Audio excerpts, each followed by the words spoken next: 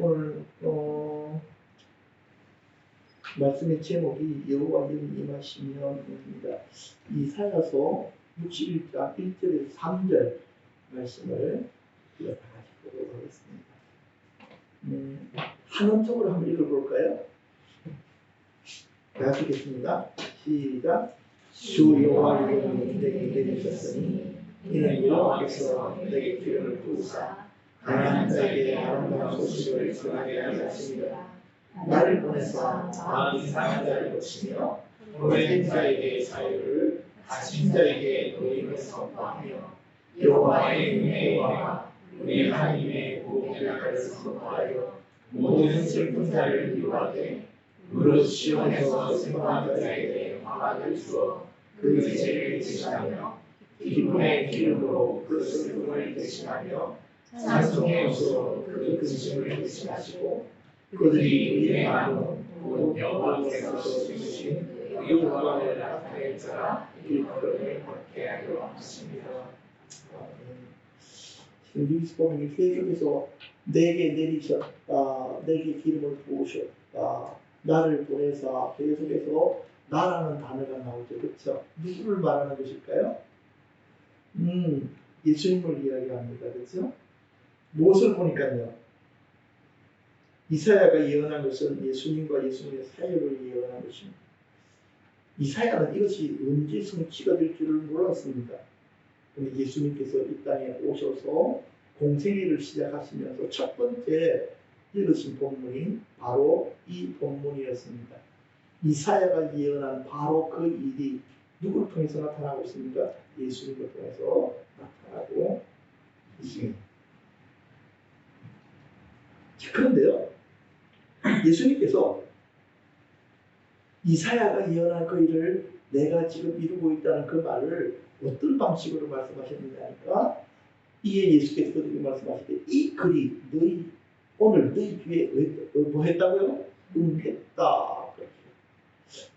공동 번역에는요 이렇게 났습니다. 예수께서는 이 성서의 말씀이 오늘 너희가 들은 이 자리에서 이루어졌다.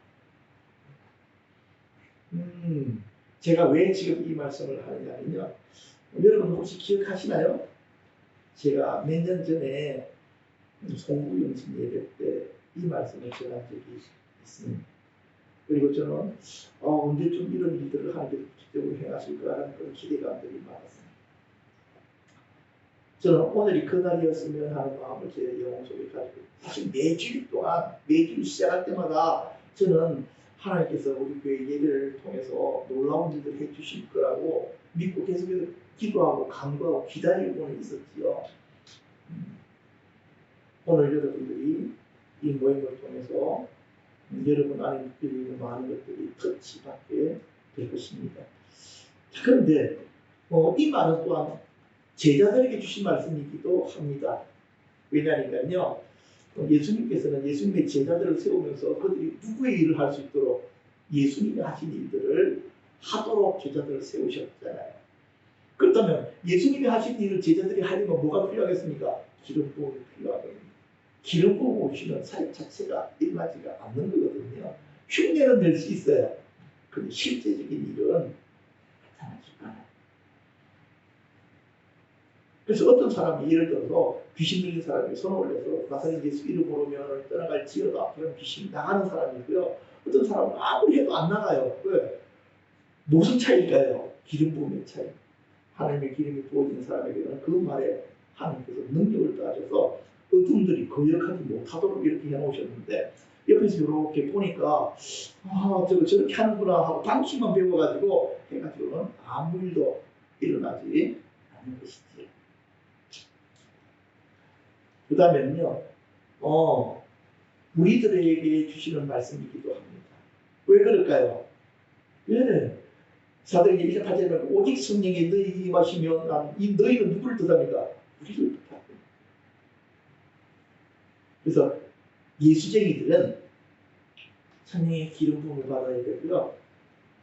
예수쟁이들은요, 저것을 받지 아니하면 능력 없는 사람이 돼요. 예수 믿는 게 재미가 없어요.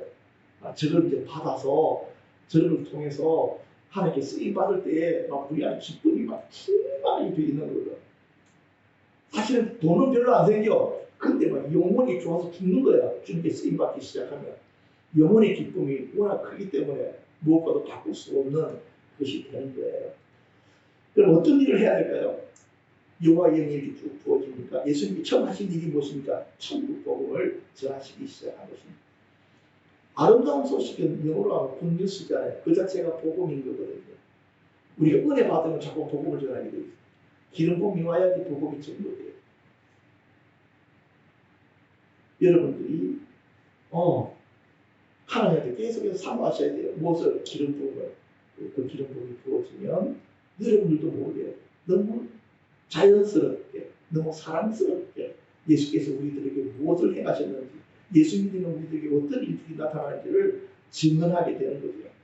근데 그 증언이 효과 있는 증언이 되어져가지고 듣는 사람들로 하여금 뿌리치지 못하게 만드는 그런 말씀으로 증거가 되는 것입니다. 어떤 사람들은 왜 전도 미련한 방식으로 전도하나 그러는데 전도 자체가 미련한 거예요. 성경에 보니까 전도에 미련한 것이라고 되어 있더라고요. 지혜롭게 복음을 전하는 것이 아니고요. 미련하게 전하는 것입니다. 대신 무엇으로 기름 부음을 받은 상태에서. 그 다음에는요. 뭘 해야 되느냐니까요. 마음이 상한 자를 고치는 것입니다. 구약의 하나님이 자기 자신을 뭐라고 하셨습니까? 출애굽기에 나는 치료하는 여호와라 그랬거든요. 예수님이 좋은 치료자셨습니다. 왜 그러냐니까 이 치료가 하나님의 나라를 맛보게 하는 거야. 병자들에게 있어서 병이 치유되어지면 그 순간에 하나님의 나라가 맛을 보는 거야. 하나님의 은혜가 느껴지고 하나님을 향한 마음이 열려지기 시작하는 거야. 하나님의 나라가 어디 있느냐라고 이야기하는 사람들에게 아니 우리는 설명하지 않아. 너에게 경험하게 할 거야. 이렇게 하기 시작해요. 그렇죠? 그래서 제자들에게 예수님께서 주신 이유가 그거예요. 병든 자는 치유받으면 하나님 나라를 맛보게 되어져 있고 귀신 들린 자들은 귀신이 나갈 때 하나님의 나라를 맛보게 되어져 있고 그렇죠? 기도하다가 기도 응답받으면 하나님의 나라를 맛보게 돼 이 맛을 봐야 아는 거지. 그래야 예수 믿는 것이 그냥 맹탕 믿는 것이 아니구나 하는 것을 알게 되는 것이지. 그 다음에 이런 질문을 가시죠.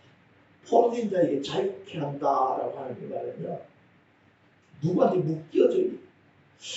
우리가 볼 때는 막 영화에 보면 막 귀신 들린 사람들만 보잖아요. 그건 특별한 예예요. 그런 경우들은 다 정신병원에 가 있지 잘 길거리 다니지도 않아요. 근데요. 삶이 빨끔한데 축소하면 귀신 나가는 사람이 있어요. 그렇다니까. 살아가는데 아무 문제도 없어. 생활도 잘해. 근데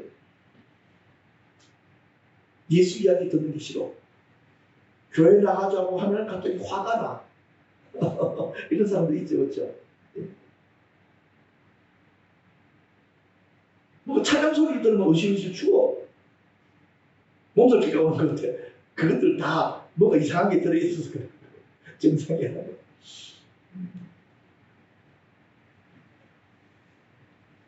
이렇게 이야기하니까 분위기가 좀 싸해지는데 혹시 나한테도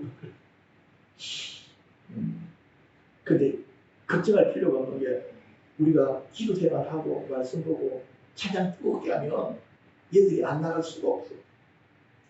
나가지 누가 먹고 안 내쫓아줘도 내가 하나님의 영에 붙들려서 막 기도하는데 지금 어떡할 거냐고 나가야지. 근데 자기 힘으로 안 되는 그런 영역도 누가 필요할까요? 누가 돕는 자들이 와서 이렇게 터치해줄 때 그 묶였던 결과들이 툭 하고 나니까 얘들이 쑥 나가야 돼. 오늘 혹시나 여러분 속에 눈에 안 보였던 거 있다면 샥 하고 나갈 것입니다. 갇힌 자에게 모임을 선포하며 혼자 힘으로 빠져나올 수 없는 상황에 빠져있는 사람들이 있어요. 사도행전에 보니까 바울과 실라가 빌립보에서 복음을 전하다가 잡혀 들어갔잖아요. 근데 이분들이 거기서 어떻게 빠져나오느냐니까 그들이 한 것은 찬양밖에 없어요. 그분을 찬양하고 경배. 이분들 참 대단해. 나 같으면 복음 전하다가 저렇게 뒤지기 맞고 감옥에 잡히면 감옥에 앉아서 불평 때가 할 텐데 내가 이번에 나가기만 해봐. 다시는 내가 저도 다니나 보자. 이랬을 것 같은데 이 양반들은 틀리죠. 그렇죠? 하게 찬양한 거예요. 하게 그 찬양을 들으시고 견딜 수가 없어. 어떻게 하십니까? 감옥 가운데 임하시는 거예요. 그분이 임하시니까 어떤 일들이 벌어지죠? 옥터가 흔들리다가 뭐가 열려집니까? 문이 열려지고 묶고 있던 것들이 다 결박이 풀어져 버려요. 감당할 수 없는 어려움이 있는 사람들에게 이 이야기들을 해주는 것입니다. 당신이 주님을 찾고 그분께 기도하고 찬양하기 시작하면 당신의 삶의 상황이 바꿔지는 역사가 나타나게 될 것입니다. 맞죠? 그렇죠? 네, 그럼 여러분들도 이것이 체험되어져야 돼요. 그렇게 되어질 때에 하나님 그분의 능력이 지극히 크시다는 것을 알게 되겠죠. 자, 마지막으로는요. 제가 설교를 빨리빨리 하는 이유는 뭘까요? 왜 기도 시간을 가지려고 하는 거지. 의나무 여호와가 나타낼 자로 사람을 세우는 예수님의 사역이 어떤 사역이었습니까? 바로 이런 사람을 세우는 거예요. 그래서 예수님께서 12제자를 세웠잖아요. 어떻게 생각하면 몇 명 안 돼. 근데 그분들이 어떤 일들을 벌였습니까? 전 세계를 뒤집어 버려요. 교회의 일이 뭘까요? 교회는요, 예수님의 제자를 세우는 것입니다. 이번에 제가 우리 노회 가운데에 제가 노회 설기니까 잘 알잖아. 교회에서 보고서가 막 올라오거든.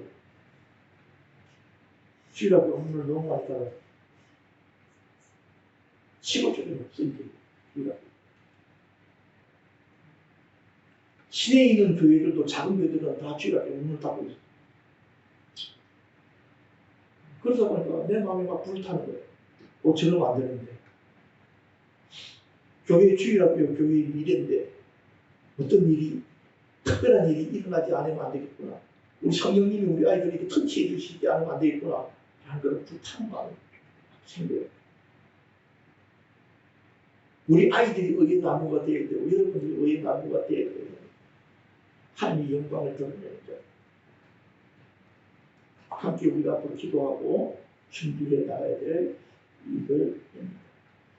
에베소서 이 말씀만 좀 읽고 다 같이 오늘 말씀은 마치려고 합니다. 다 같이 시작. 우리는 그가 만드신 사람 그리스도의 사이되어 하나님을 위하여 지으신 사람이니 이는 하나님께서 예비하사 우리로 그 가운데서 행하게 하려 하시니라.